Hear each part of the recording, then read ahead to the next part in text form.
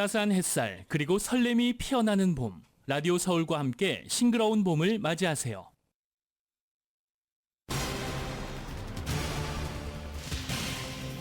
바이든 대통령, 트럼프 전 대통령이 각 당의 주별 경선에서도 이변 없이 승리했습니다. 바이든 대통령은 민주당 4개 주 경선에서, 트럼프 전 대통령은 공화당 5개 주 경선에서 압승했습니다. 바이든 대통령이 어제 부담할 수 있는 주택의 대량 공급을 통한 집값 안정화 공약으로 중산층의 표심을 공략했습니다. 지난 예비선거에서 통과된 노숙자 문제 해결을 위해 거액을 투입한다는 주민 발의안 1회 무효표와 관련해 논란이 일고 있습니다. 올해부터 새로 도입된 학자금 보조 신청서 펩사 시스템 차질로 캘리포니아 주의회가 칼그랜트 신청 마감을 5월 2일까지 연장했습니다. LA시가 다운타운 스키드로우의 레지덴셜 호텔을 홈리스를 위한 하우징으로 변경하는 문제를 검토 중입니다. 뉴욕 한인회를 비롯한 동부 지역의 한인단체들이 윤석열 대통령에게 선천적 복수국적법 개정을 청원했습니다. 바이든 행정부가 반도체법에 따라 인텔에 최대 195억 달러 육박하는 자금을 지원한다고 밝혔습니다. 백악관의 제이크 설리번 국가안보보좌관과 마이클 리건 환경보호청장이 미국의 수자원 시설이 중국과 이란 등의 적국의 사이버 공격을 받고 있어 대책 마련이 시급하다고 경고했습니다. 불법 입국자를 주 차원에서 직권으로 체포, 구금할 수 있게 한 텍사스주의 이민법이 연방 대법원의 결정으로 당분간 시행될 수 있게 됐습니다. 영킴 하원의원이 싱크탱크 행사에 참여해서 대만 문제를 비롯한 인도태평양 지역에서의 한미일 삼각공조의 중요성을 강조했습니다. 테슬라의 배터리 관련 독점 기술과 정보를 빼내 자신의 사업에 이용한 중국인과 캐나다 기업가가 미국 재판정에 넘겨졌습니다. 멕시코 음식 체인인 치폴레가 증시 사상 최대인 50대 1의 비율로 주식 분할을 추진합니다. 네타냐후 이스라엘 총리가 하마스 소탕을 위해 가자지구 최남단 도시 라파에서 지상전이 불가피하다는 의사를 바이든 대통령에게 전했습니다. 일본 시모노세키 앞바다에서 한국 선적의 화학제품 운반선이 뒤집히는 사고가 발생했습니다. 탑승자 11명 가운데 8명이 숨졌습니다. 용산발 인적 리스크에 대통령실이 한 발 물러서면서 당정 갈등이 해소 국면에 들어간 분위기입니다. 하지만 비례대표 공천 진실 공방 등 뇌관은 여전하다는 평가입니다. 4월 총선에서 정권 심판을 위해서 협력하기로 했던 더불어민주당과 조국혁신당이 신경전을 벌이고 있습니다. 한국에서 열린 메이저리그 개막전 서울 시리즈에서 LA 다저스가 샌디에고를 5대2로 꺾었습니다. 한편 메이저리그 공식 개막전 식전 행사에서는 30년 전에 글러브를 다시 낀 박찬호 선수가 등장하고 또 로버츠 감독과 제외한 류현진 선수까지 다양한 이야기거리가 역사적인 순간을 더욱더 풍성하게 만들었습니다.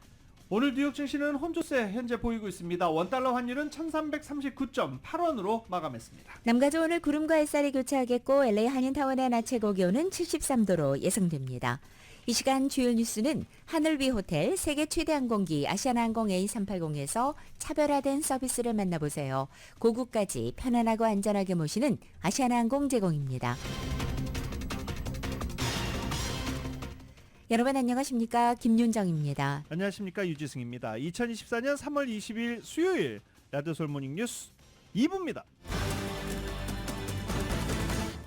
사실 이제는 이 각 당의 경선이 의미가 없죠. 그래도 할 건 해야 되니까요. 그리고 또 각 주의 상황도 살펴보는 것, 그렇다고 경선이 여전히 의미가 아예 없는 건 아닙니다. 바이든 대통령과 트럼프 전 대통령이 어제 진행된 각 당의 주별 경선에서도 이변 없이 승리했습니다. 바이든 대통령은 오하이오, 애리조나, 일리노이, 캔자스 이렇게 4개 주에서 치러진 민주당 대선 후보 경선에서 압승했습니다. 트럼프 전 대통령도 마찬가지로 오하이오, 애리조나, 일리노이, 캔자스 그리고 한 군데 더 플로리다주 이렇게 5개 주에서 후보 경선 큰 차이로 승리를 거뒀습니다. 민주당에서는 플로리다주가 빠져있죠. 왜냐하면 플로리다주에서는 하지 않았습니다.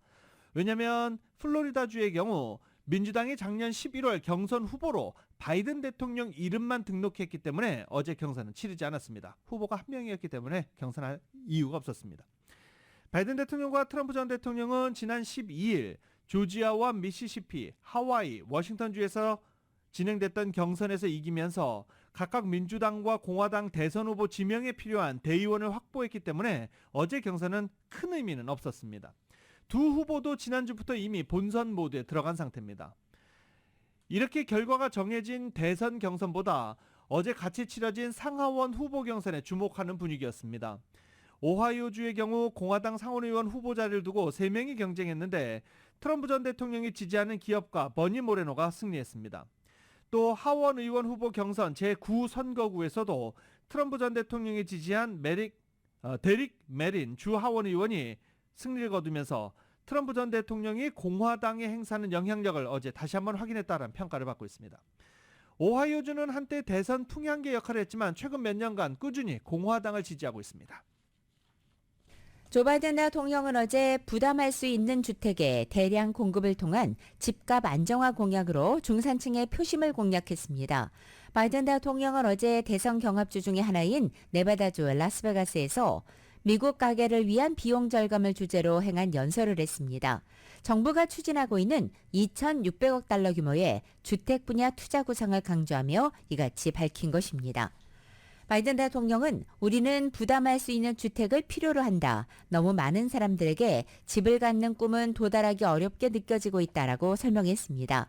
그러면서 바이든 대통령은 주택 공급 확대 구상을 밝히는 동시에 주택 담보대출 금리는 낮아질 것이다 라고 말하기도 했습니다. 여성의 낙태권이 이번 대선 쟁점으로 부상한 가운데 트럼프 전 대통령이 한 라디오 방송과 진행한 인터뷰에서 15주를 사람들이 찬성하고 있고 나는 그런 측면을 생각하고 있다. 매우 합리적인 것 같다라고 인터뷰를 했습니다. 트럼프 전 대통령은 다만 연방정부 주도로 미국 50개 주 전체에서 임신 15주 이후 낙태 금지를 추진하는 데에는 부정적인 입장을 보였습니다. 지난 수년간 모든 이들 그리고 양측의 모든 법률학자가 동의한 것은 이것이 주의 사안이라는 것이다. 이거는 연방정부 사안이 되면 안 된다라고 말했습니다. 각 주정부와 주의회가 지역 주민들의 뜻을 토대로 결정할 사안이지 연방정부에서 일괄적으로 결정할 사안은 아니라는 뜻입니다. 트럼프 전 대통령이 낙태 시술이 가능한 임신 주수와 관련해 구체적인 숫자를 제시한 것, 15주를 제시한 것 이번이 처음입니다. 한편 트럼프 전 대통령은 2020년 대선 뒤집기 시도 등 혐의와 관련해 재임 중 행위 면책 특권을 주장하는 내용이 담긴 52쪽 분량의 서류를 어제 연방대법원에 제출했습니다. 최근 북대서양조약기구 나토 관련 발언으로 파문을 일으킨 트럼프 전 대통령이 나토의 유럽 회원 국가들이 공정한 몫을 부담하면 재집권 시 나토를 탈퇴하지 않을 것이라고 밝혔습니다. 트럼프 전 대통령은 어제 보도된 영국의 TV 채널과의 인터뷰에서 나토의 유럽 회원국들이 공정한 플레이를 하기 시작한다면, 즉 국내 총생산의 2% 이상의 국방비 지출을 한다면 미국은 나토에 잔류할 것인가라는 기자의 질문에 그렇다, 100%다라고 답변했습니다. 그는 정당한 국방비용 지출을 하지 않는 나토 회원국에 대해서는 러시아에게 하고 싶은 대로 하라고 할 것이라는 지난달 발언에 대해서 질문받자 내가 하고 있는 것은 일종의 협상이다라고 말하기도 했습니다. 공화당 대선 후보 자리를 확보한 트럼프 대통령의 이번 발언은 자신의 최근 나토 관련 발언이 큰 파장을 일으키자 나름대로 수습에 나선 것으로 해석됩니다. 라디오솔 모닝뉴스 함께하고 계십니다. 자, 로컬 소식 전해드리겠습니다. 이 올가을 대학 입학 예정자들이 새로 도입된 학자금 보조 신청서 팹사 시스템 차질로 혼란스러워하고 있죠. 이런 혼란스러워하는 상황인 가운데 캘리포니아 주의회가 캘그랜트 신청 마감을 5월 2일까지로 연장하는 방안을 추진 중입니다. 정윤호 기자가 보도합니다. 새로 도입된 팹사 시스템의 가동이 늦어진 데다 잇따른 시스템 오류로 올가을 대입 예정자들의 팹사 처리가 늦어지면서 캘그랜트 신청 마감일이 또다시 연장될 것으로 보입니다. 가주 정부는 팹사 대란으로 인해 이미 캘그랜트 신청 마감일을 기존의 3월 2일에서 4월 2일로 한 달 연장시킨 상황인데, 이보다 한 달 더 마감일을 연장하는 법안이 지난 18일 가주 하원에서 만장일치로 통과됐다고 LA타임즈가 보도했습니다. 주 상원 통과는 이번 주에 이뤄질 전망이며 개빈 뉴섬 주지사의 서명을 받으면 올해 캘그랜트 신청 마감일은 5월 2일로 연장됩니다. 예년보다 데드라인이 2달 늦춰지는 것입니다. 캘그랜트는 가주정부 차원에서 제공되는 무상 학자금 지원금으로 캘그랜트 신청자는 팹사를 이용해 캘그랜트 신청을 할 수 있습니다. 캘그랜트 신청 마감이 늦춰지면 펩사 대란으로 혼선을 빚는 학생들에게 어느 정도 심적인 안정을 줄 수 있을 것으로 주정부는 보고 있습니다. 새로 개정된 펩사가 도입되면서 각종 오류와 혼선이 빚어져 올가을 대입 예정자들의 펩사 처리가 지연되면서 이미 UC와 캘스테이트 등은 올해 대학 신입생들의 입학 의사 통보 마감일인 디시전 데이를 기존의 5월 1일에서 5월 15일로 2주 연장한 바 있습니다. 펩사는 대학에서 학자금 보조를 받기 위해 학생들이 연방정부에 제출해야 하는 서류로 2024-2025학년도부터 양식이 대폭 간소화된 개정 펩사가 론치됐지만 당초 10월 1일이었던 펩사 신청 개시일이 12월 말로 늦춰지고 접수가 시작된 후에도 각종 오류가 빈발하면서 펩사 대란이 일어나고 있습니다. 라디오 서울 뉴스 정현호입니다. 셜먼옥스 지역에 위치한 한 식당이 홈리스가 저지른 방화로 피해를 입었습니다. 이에 따라 셜먼옥스 지역 업주와 주민들의 우려가 커지고 있습니다. 보도국의 뉴스룸 연결합니다. 지난 16일 셔먼 옥스에 위치한 식당 카사베가 밖에 쓰레기장에 홈리스가 불을 지르면서 최근 노숙자들로 인한 화재와 난동 등으로 가뜩이나 영업에 어려움을 겪는 업주들의 불만이 높습니다. KTLA 방송이 입수한 업소 앞 CCTV 카메라 영상에 따르면 홈리스로 추정되는 방화범은 쓰레기에 발화물질을 붓고 불을 질렀습니다. 다행히 불은 식당으로 번지지는 않고 쓰레기장에서 화재가 진압되었습니다. 해당 식당 업주에 따르면 화재는 위험물질 옆에서 발생했기 때문에 자칫하면 이번 화재는 더 큰 폭발로 이어졌을 수도 있다는 것입니다. 이 주변에는 최근 노숙자가 늘어나면서 매장에 노숙자들이 다짜고짜 들어와 난동을 부리는가 하면 가게 종업원이 홈리스의 공격을 받는 등 불미스러운 일이 잇따르면서 업주들이 골치를 앓고 있습니다. 업주들은 최근 셔먼옥스 시정부에 폭증하는 홈리스 관련 범죄에 대응하기 위해 시정부가 조속히 조치를 취해달라고 요청한 상태입니다. 코로나 팬데믹을 거치면서 LA 일원의 노숙자 텐트촌이 늘어나면서 노숙자가 초래하는 화재와 방화 사건이 잇따르고 있습니다.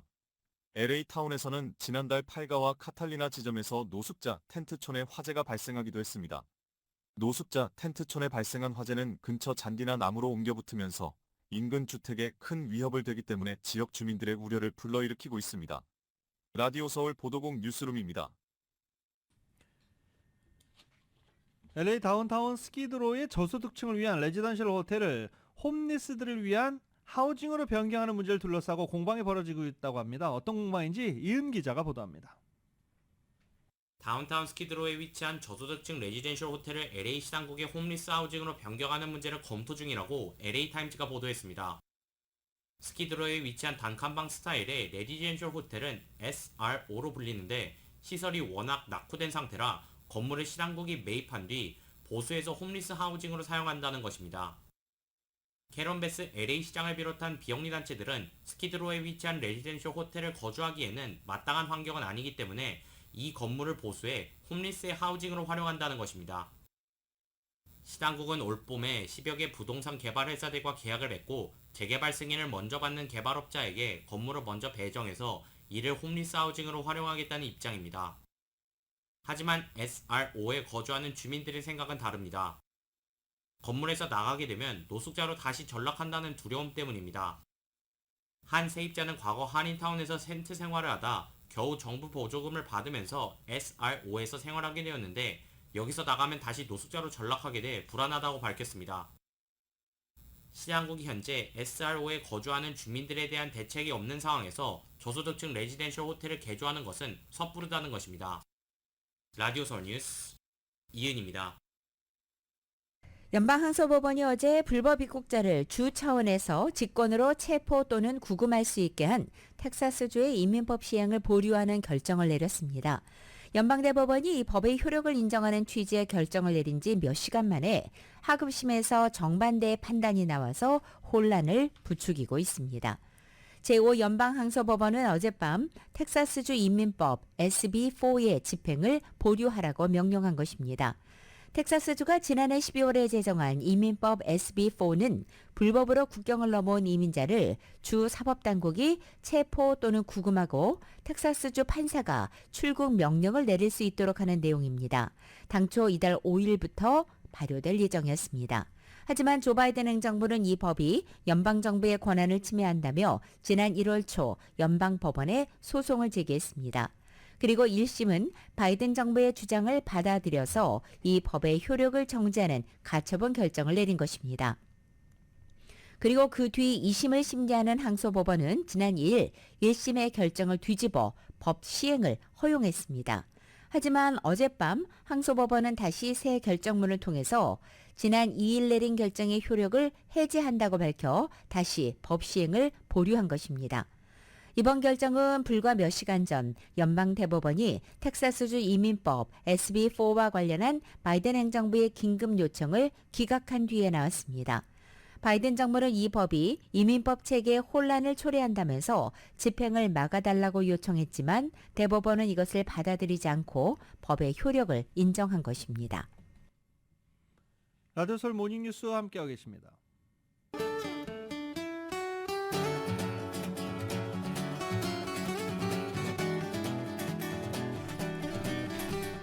3월 20일 수요일 남가주의 날씨입니다. 오늘 남가주 지역 하늘 구름과 햇살이 교차하고 낮 기온은 어제와 비슷한 곳도 있지만 2, 3도가량 내려앉는 지역도 있겠습니다. 목요일인 내일도 구름과 햇살이 교차하겠고 내일은 낮 기온 오늘과 비슷하겠습니다. 이번 주 토요일에는 남가주 대부분 지역에 이슬비 소식 나와 있습니다. 낮 기온도 60도 초반까지 뚝 떨어져서 꽃샘추위 보이겠습니다. 이번 주 토요일에 야외 활동 계획이 있으시다면 참고하셔야겠습니다. LA 한인타운의 오늘 낮 최고 기온 73도, 밤 최저 기온은 55도, 오렌지 카운티 지역은 73도, 53도, 벨리와 일란드 엠파이어 지역 76도, 49도, 해안 지역은 65도, 52도로 예상됩니다. 한국도 오늘 구름과 햇살이 교차하는 가운데 서울의 오늘 아침 최저 기온이 35도, 낮 최고 기온은 52도로 예상됩니다. 라디오 서울 모닝뉴스 2부 이 시간은 1250만 불 교통사고 최고 보상, 교통사고 전문 천재 변호사 리차드 호프만, 또 하나의 새로운 문이 열렸습니다. 한인은행 최초로 라스베가스에 진출한 오픈뱅크, 총 20억 달러의 승소, 크고 작은 교통사고와 상해, 브라이언 타필라와 CJ러 공동 제공입니다. 라디오 서울 모닝뉴스 함께하고 계십니다. 지난 3월 5일 예비선거에서 찬반 득표가 팽팽히 갈렸던 게 있죠. 주민 발의안 1입니다. 가까스로 가결이 확정됐는데 이거 재검표해야 된다라는 이야기가 지금 나오고 있습니다. 혹시 주민 발의안 1 반대표를 행사하셨던 분들 이 뉴스 잘 들어보십시오. 이은 기자입니다. 개빈 뉴섬 주지사가 적극 지지해왔던 주민 발의안 1은 지난 예비선거에서 찬반 득표가 팽팽히 갈리면서 찬성 50.1%, 반대 49.9%로 찬반 득표 차이가 2만 표에 불과합니다. 그동안 주민 발의안 1에 대해 반대 캠페인을 벌여왔던 주민들이 지난주 패배를 인정하면서 주민 발의안 1이 통과된 것으로 확정되었지만 주민 발의안 1을 반대해온 캠페인 측에서 입장을 번복했다고 오렌지 카운티 레지스터가 19일 보도했습니다. 반대 캠페인을 벌인 주민들의 입장을 번복한 배경에는 무효표에 대한 정정 작업으로 찬반 득표가 바뀔 수 있다는 희망 때문입니다. 이번 선거에서 무효표가 11만 표가 나왔는데 무효표가 된 이유는 대부분 투표용지 봉투에 서명을 하지 않았거나 서명이 유권자의 실서명과 일치되지 않았기 때문입니다. 현재 주민 발의안 1에 대한 찬반 득표차가 별로 없는 상황에서 무효표 정정 작업까지 모두 지켜보겠다는 것입니다. 이들은 유권자들에게 혹시 주민 발의안 1에 반대표를 던졌다면 자신의 표가 혹시 무효표가 되지 않았는지 확인하고 무효표 처리가 되었다면 정정하도록 독려했습니다. 주민 발의안 1의 내용은 정신건강, 마약 중독 치료 시스템을 개발해 정신건강, 마약 문제와 연관되어 있는 홈리스 문제에 효율적으로 대처하자는 내용인데 주민 발의안에 반대하는 주민들의 입장은 너무 거액의 예산이 투입되었기 때문입니다. 주민 발의안 1에 투입되는 기금은 연소득 100만 달러가 넘는 고소득자들에게 부과되는 부자세에서 재원을 마련합니다. 라디오 서울 뉴스 이은입니다. 라폰타 캘리포니아 검찰총장이 남가주 전역 리테일 매장에서 강도 행각을 벌인 3인조 용의자를 기소했습니다. 이 보도국의 뉴스룸 연결합니다. 남가주 전역에서 조직적으로 리테일 강절도 행각을 벌인 3인조가 19일 가주 검찰에 27건의 리테일 강도와 강도 등 중범죄 혐의로 기소됐습니다. 이날 기소된 용의자들은 20대 중반의 아이제의 아둘라, 쉬마일 베피스트, 니콜라스 멜로리로 이들은 LA와 오렌지 카운티, 샌디에고, 리버사이드, 알라메다, 산타 클라리타 카운티에서 리테일 매장을 대상으로 강절도 행각을 벌였습니다. 본타 총장에 따르면 이들 3인조로 인해 리테일 매장에 발생한 손해액은 30만 달러가 넘습니다. 이들은 주로 스매시 앤 그랩 스타일의 강도 행각을 저지른 것으로 드러났으며 이외에도 리테일 매장에 방문한 고객들을 상대로 지갑이나 귀중품을 훔쳐 달아나는 수법도 많이 사용했습니다. 이들은 물품에 보안장치가 달려있는 채로 훔쳐서 달아났으며 용의자들은 버버리, 프라다, 루이비통, 구찌 등 명품 매장들에서 범행을 저지른 것으로 드러났습니다. 이들을 검거하기 위해 LA 경찰국 산하조직 절도행각 전담반, 샌디에고 경찰국, 리버사이드 카운티 쉐리프국, 코스타메사 경찰국, 뉴포트 경찰국 등이 공조했습니다. 이번 조사를 통해 용의자들이 소지한 5정의 화기를 압수했습니다. 라디오 서울 보도국 뉴스룸입니다. 미주 한인 이민사 및 문화유산 보존의 산실 역할을 하게 될 한미박물관 이사회가 새로운 건축 디자인 세부안을 공개하면서 포스트 팬데믹 시기를 맞아 급변하는 환경과 여건에 대응하고 최선의 결과를 이끌어낼 수 있는 방향으로 건립 사업을 추진하겠다고 밝혔습니다. 한미박물관은 보도자료를 통해 최근 열린 이사회에서 일부 세부 디자인 변경을 검토하는 한편 그동안 건축 관련 비용 상승, 코로나 사태 등 대규모 프로젝트 추진을 위한 제반 환경이 시시각각 변해온 현실 속에서 LA시정부 관련 행정 절차 지연 상황을 타개할 대책을 마련하고 플랜 시행 가속화에 박차를 가할 방안들을 논의했다고 밝혔습니다. 한미박물관 이사회가 검토하고 있는 새로운 건축 디자인은 건축 설계사 모포시스의 이의성 건축가가 기와 지붕 디자인을 활용해 한국의 전통미를 더욱 강조한 것으로 한인들의 문화유산을 기리는 상징성을 극대화한 것으로 풀이되고 있습니다. 당초 한미박물관 건립 사업은 박물관 건립 이후 관리비 등의 충당을 위해 박물관 본관과 거주용 부속 아파트 건물을 포함하는 복합 문화공간으로 개발한다는 마스터 플랜으로 추진됐었습니다. 하지만 이 플랜이 완성된 지난 2016년 이후 건축 비용 상승, 건설 공사 직원들에 대한 우대 임금 지급 및 향후 관리비 사용의 문제점들이 대두됐고 한미박물관 이사회는 이민 역사 보존이라는 박물관의 본래 기능에 더 충실하고 용도를 극대화할 수 있도록 주거용 아파트 부속 건물 건립을 철회하고 2만 스퀘어피트 부지의 3층 규모의 한미박물관 건물만을 신축할 계획을 세우고 LA시의 새 프로젝트 승인을 요청해 건립 사업에 박차를 가해오고 있는 중입니다. 한편 한미박물관 이사회는 그동안 정부 지원 기금으로만 1,450만 달러를 확보한 상태라고 밝혔습니다. 이에 더해 한미박물관 이사들과 한인사회의 뜻있는 독지가들의 기부가 한미박물관 건립 프로젝트에 초석이 되어 왔었습니다. LA 카운티 보건국과 LA 한인회가 LA 한인타운에서 무료로 코로나 백신과 독감 백신 접종을 진행할 예정입니다. 이에 따라 여기에 대한 예약 접수를 받게 됩니다. 이번 무료 접종 행사는 오는 27일 수요일 오전 10시 LA 한인회관에서 열립니다. 예약은 25일까지 전화나 문자 또는 이메일로 할 수 있습니다. 접종 희망자는 체류 신분과 상관없이 생후 6개월 이상이면 누구나 접종받을 수 있고 단 코로나 백신의 경우에는 마지막 백신 접종 후 2개월 이상이 지났어야 합니다.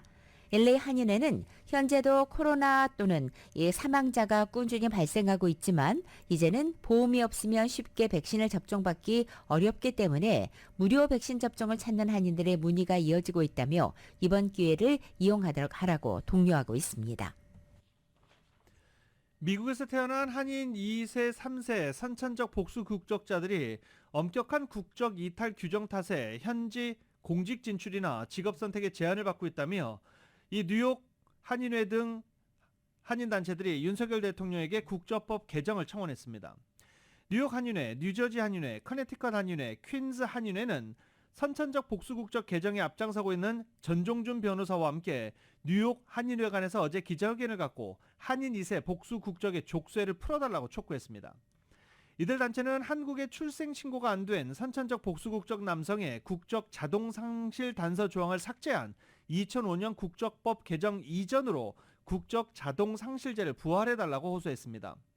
김광석 뉴욕 한인회장은 현행 국적법상 해외 동포 2세는 거주국 내에서 공직이나 정계 진출뿐 아니라 모국 방문이나 연수 등의 심각한 어려움을 겪고 있다고 청원 배경을 설명했습니다.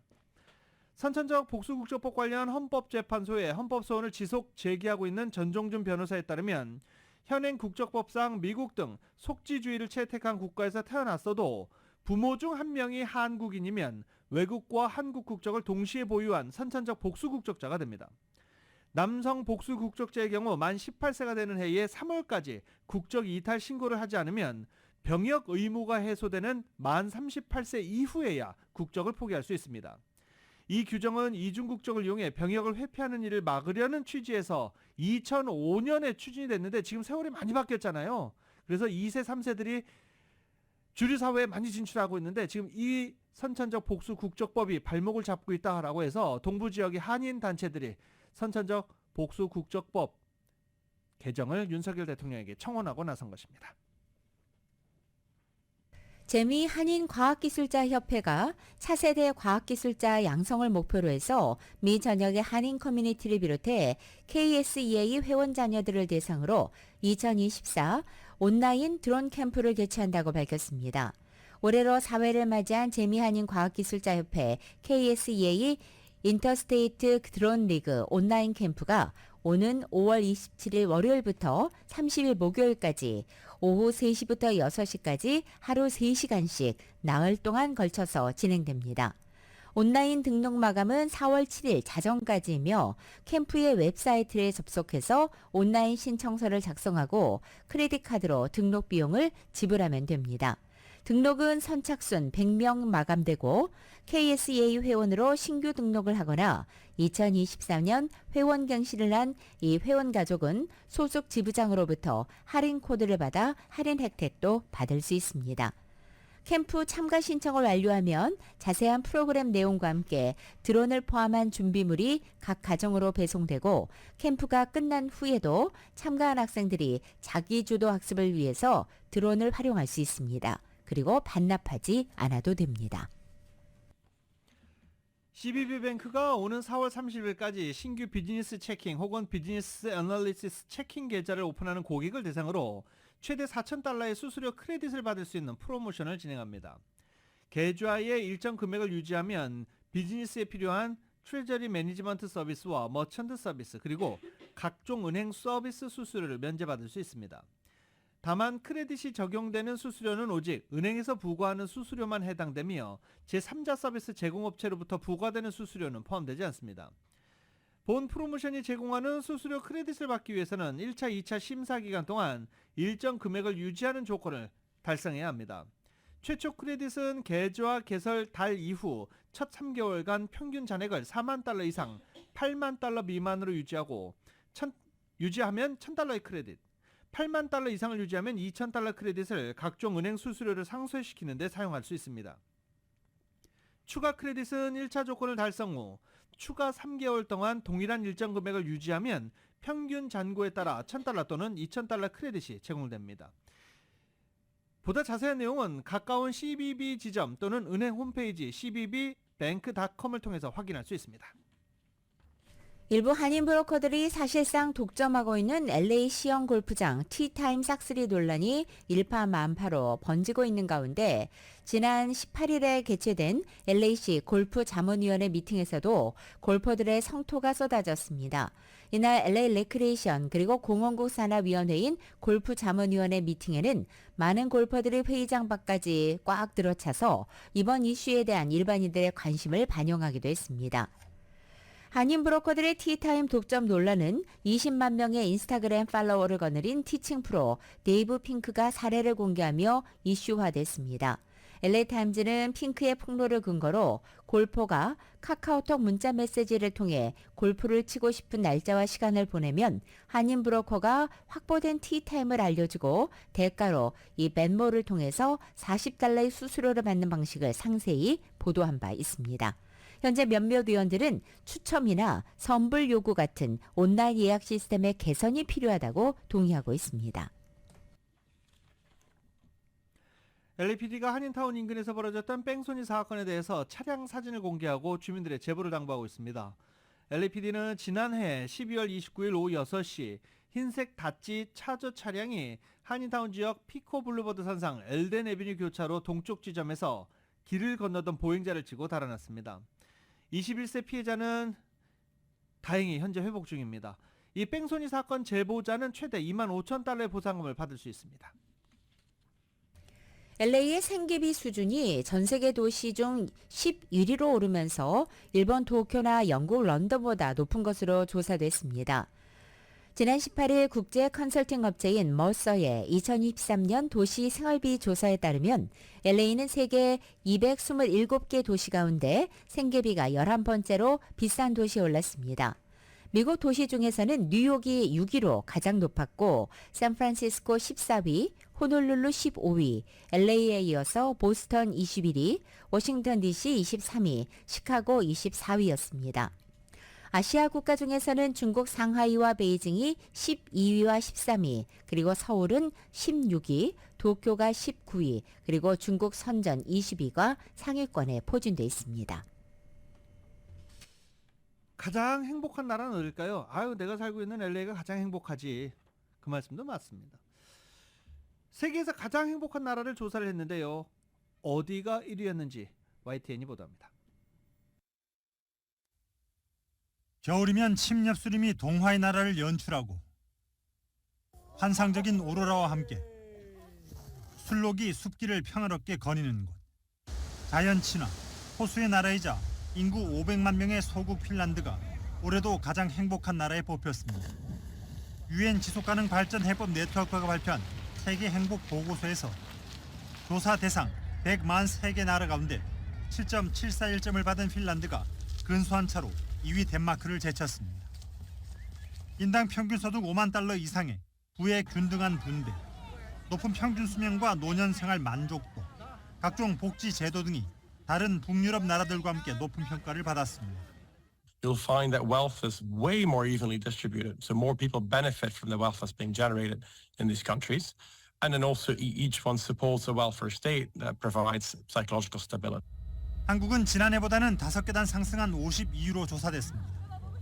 2022년 57위, 2021년 62위로 점차 향상되고 있지만 극심한 경쟁과 높은 자살률, 육아 부담에 따른 저출산, 불안한 노년 등이 여전히 문제로 지적됐습니다. 자녀들의 과외비나 교육비가 많이 들어서 먹고 살기도 바쁜데 그냥 무슨 2세까지 생각하냐 그렇게. 2020년 탈레반 집권 후 인도주의 위기를 겪고 있는 아프가니스탄이 꼴찌를 기록했습니다. 보고서는 상위 10개 나라 가운데 네덜란드와 호주만 인구 1,500만 명이 넘는다면서 행복 순위가 높은 나라들 목록에 인구가 많은 나라는 찾아보기 어려워졌다고 평가했습니다. YTN 서봉국입니다. 이 순위 관심 있으신 분들 많으실 텐데요. 1위 핀란드 소개해드렸고 2위가 덴마크고요. 3위가 아이슬란드, 4위가 스웨덴입니다. 모두 북유럽 국가죠. 그리고 5위가 의외입니다. 현재 전쟁 중인 이스라엘이 5위를 차지했습니다. 이스라엘 국민들은 행복한가 봅니다. 미국은 23위고요. 독일이 24위를 기록했습니다.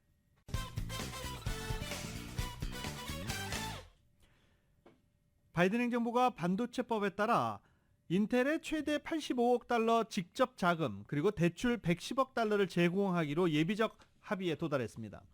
바이든 대통령은 오늘 애리조나주 챈들러를 방문해 이를 직접 발표할 예정입니다.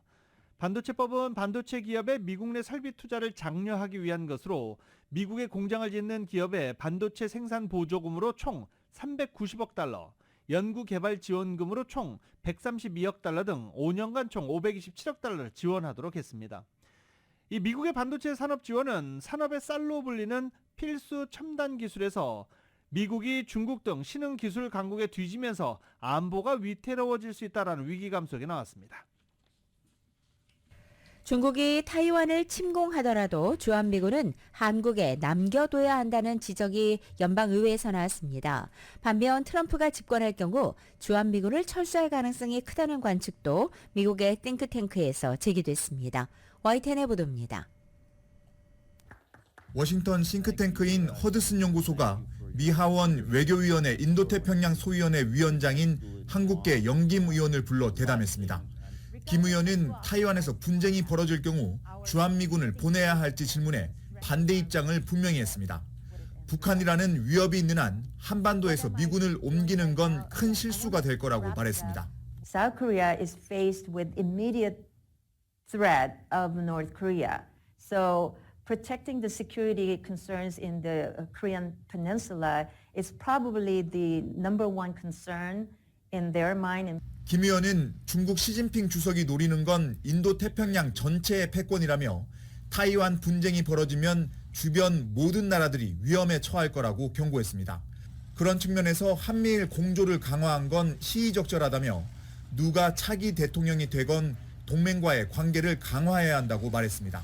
Regardless of who occupies the White House, our continued engagement and strengthening our relationship with our friends and partners in the Indo-Pacific must be our number one foreign policy priority. 한편 전략국제문제연구소 빅터 차 한국 석좌는 트럼프 전 대통령이 재집권할 경우 주한미군을 철수시킬 가능성이 크다고 봤습니다. 트럼프가 북한 김정은과 직거래로 문제 해결에 나서면서 주한미군이 더는 필요 없다고 주장할 게 분명하다는 겁니다. 동시에 트럼프가 재집권하면 한국의 장거리 미사일과 핵무기 보유에 대해서도 크게 신경 쓰지 않고 용인할 수 있다는 관측도 내놨습니다. 워싱턴에서 YTN 권준규입니다. 테슬라의 배터리 조립 관련 독점 기술과 관련 정보를 빼내서 자신의 사업에 이용한 중국인과 캐나다인 기업가가 재판에 넘겨졌습니다. 법무부는 중국에 거주하는 캐나다인 클라우스 플루그베일과 중국인 샤오 이룽을 기업 기밀 정보 유출 공모한 혐의로 기소했습니다.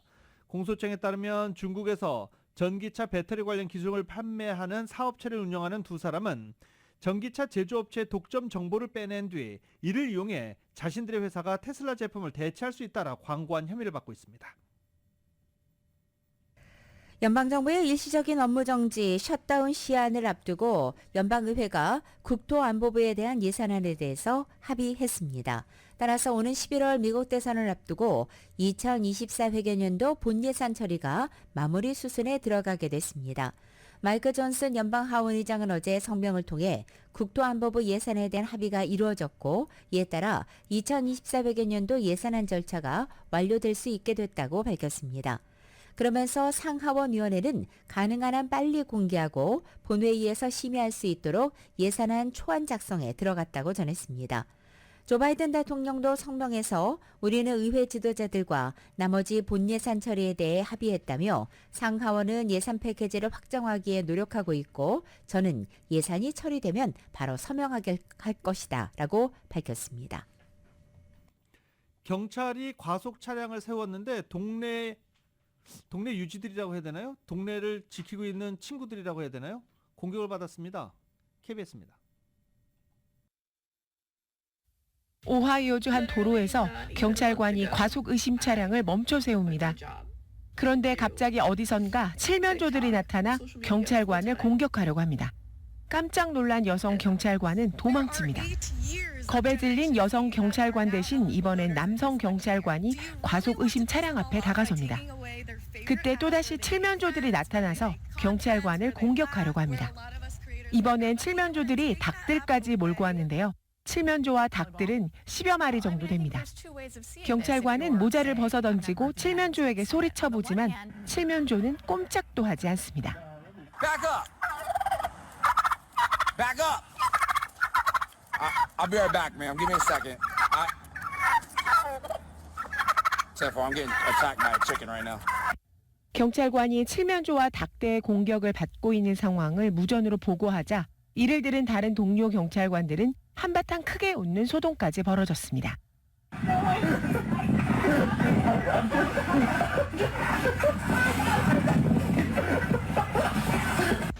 한편 칠면조 공격을 피해 다닌 경찰이 과속 의심 차량에 벌금 부과 고지서를 발행했는지 여부는 아직 알려지지 않았습니다.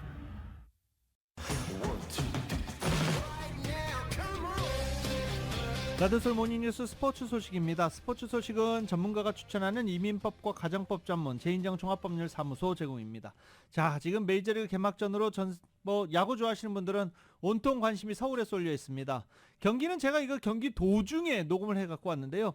그대로 경기는 끝나기는 했습니다. 한일 슈퍼스타 김하성과 오타니의 맞대결도 큰 관심을 끌었습니다. KBS입니다. 개막전을 앞둔 오타니는 자신의 SNS를 통해 오늘 저녁 서울에서 시즌이 시작된다며 다저스 파이팅이라고 전일다졌습니다. 한일 슈퍼스타의 맞대결로 기대를 모았던 개막전. 첫 타석은 두 선수 모두 조금 아쉬웠습니다. 먼저 1회 2번 지명타자로 나선 LA 다저스의 오타니는 유격수 김하성 앞으로 가는 땅볼로 물러났고요. 2회 팬들의 엄청난 환호를 받으며 5번 타자로 나선 샌디에고의 김하성. 헬멧을 벗고 인사하면서 고향 팬들의 환영에 보답했는데 관심이 약간 부담됐을까요? 바깥쪽 슬라이더를 툭 갖다 대서 뜬 공으로 돌아섰습니다. 그러나 두 번째 타석부터 두 선수 모두 달라졌습니다.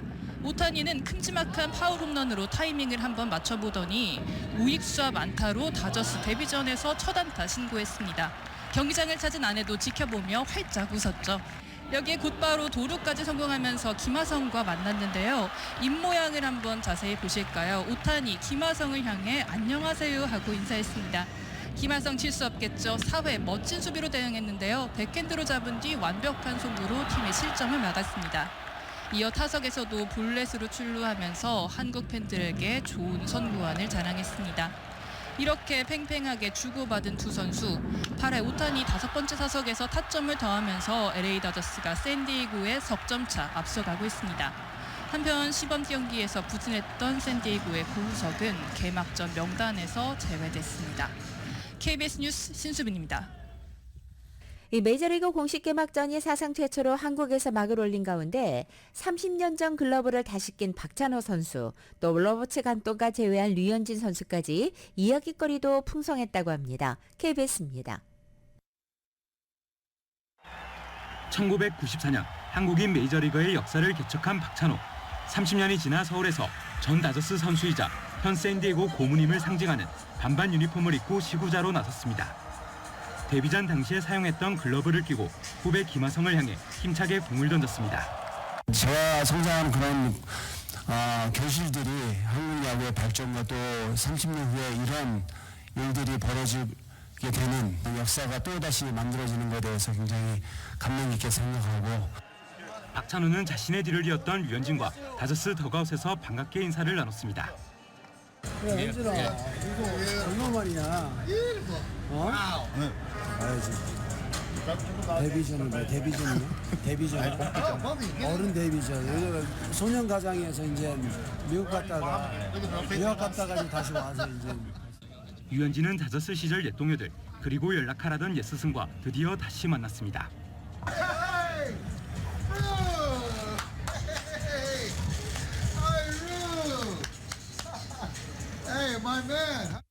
로버츠 감독은 선물로 받은 대전의 유명빵을 류현진 앞에서 먹어보고 감탄했습니다. 와우. 굿. 땡큐. 고척돔에는 빅리그 전설 켄 그리피 주니어, 월드시리즈 정상에 섰던 우에하라 고지 등 전직 메이저리그 스타들이 총출동했습니다. 샌디에고 선수들은 김하성이 준비한 한복과 손흥민, 김민재의 유니폼도 선물로 받아 서울 시리즈의 의미를 되새겼습니다. KBS 뉴스 사무림입니다. 자, 그리고 이제 한국 축구대표팀 하극상 논란의 중심에 있던 이강인 선수가 마이크 앞에 섰습니다. YTN입니다.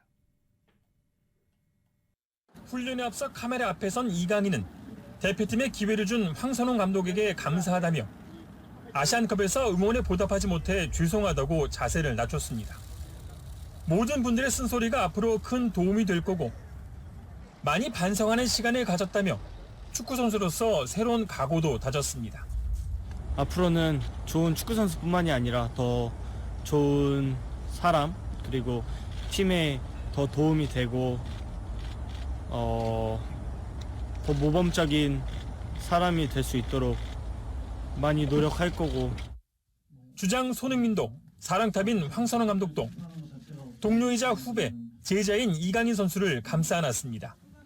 강인이가 모든 선수들 앞에서 자기가 이제 뭐 어떤 행동을 했고 또 무엇을 잘못했고 이런 진심 어린 사과를 했기 때문에 선수들도 그런 부분을